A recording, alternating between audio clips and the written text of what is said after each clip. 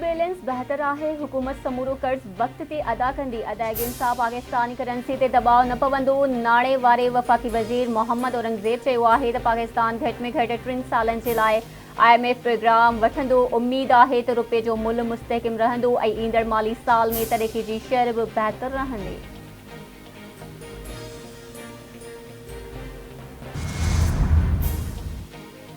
Supreme court अॻूणे जज शौकत अज़ीज़ सिद्दीकी जी बरतरफ़ी वारो सुप्रीम जुडिशल काउंसिल जो फ़ैसिलो कल्ह अदम करार ॾेई छॾियो। चीफ जस्टिस पारां केस जो 22 सफ़नि ते ॿधल तफ़सीली फ़ैसिलो जारी।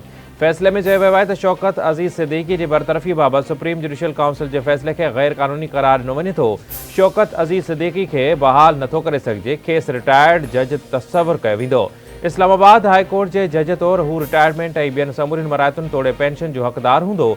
शौकत अज़ीज़ सिद्दीकी खे 11 अक्टूबर 2018 ते असास इदारनि ख़िलाफ़ तक़रीर करण ते उहिदे तां हटायो वियो हो। सदर आसिफ अली ज़रदारी योम पाकिस्तान ऐं ईद उल फितर जे मौक़े ते क़ैदियुनि जी सज़ाउनि में 90 ॾींहनि घटाई जी मंज़ूरी ॾेई छॾी। सज़ाउनि में घटाई क़त्ल, जासूसी ऐं रियासत मुख़ालिफ़ सरगर्मियुनि में मुलविस क़ैदियुनि ते लागू न थींदी। ज़ना, चोरी, धाड़े, अगवा ऐं दहशतगर्दी में मुलविस क़ैदियुनि ते बि सज़ाउनि में घटाई लागू न थींदी। माली ॾोहनि ऐं क़ौमी ख़ज़ाने खे नुक़सान पहुचाईंदड़ ॾोहारियुनि जी बि सज़ा घटि न थींदी।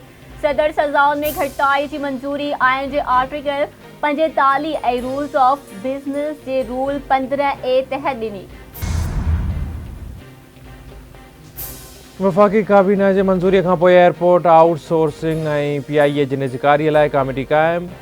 नोटिफिकेशन जारी। बचाव ऐं एविएशन वारो वज़ीर सरबराही कंदो। निजकारीअ वारो वज़ीर, परॾेही वज़ीर, सेक्रेटरी निजकारी, डिप्टी चेयरमैन प्लानिंग कमीशन ऐं सेक्रेटरी एविएशन डिवीज़न कमेटी जा मेंबर हूंदा। नोटिफिकेशन मूजिबि कमेटी एयरपोर्ट मैनेजमेंट जे आउटसोर्सिंग जो जाइज़ो वठंदी ऐं PIA जे निजकारीअ वारनि मामलनि जी निगरानी कंदी।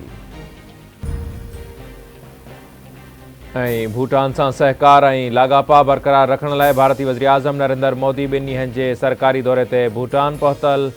मोदी जे भूटान दौरे जो मक़सदु चीन बाबति ख़दशा ख़तमु करण ते ख़ासि ध्यानु ॾिनो वेंदो। परॾेही ख़ाबरू इदारे मूजिबि चीन जे आलमी साख सबबि भूटान ते दबाव आहे त हू बीजिंग सां सरहदी मुआइदो करे वठे, पर कंहिं बि मुआइदे जी मंज़ूरीअ लाइ उनखे पंहिंजे इतिहादी भारत खां बि इजाज़त वठणी पवंदी।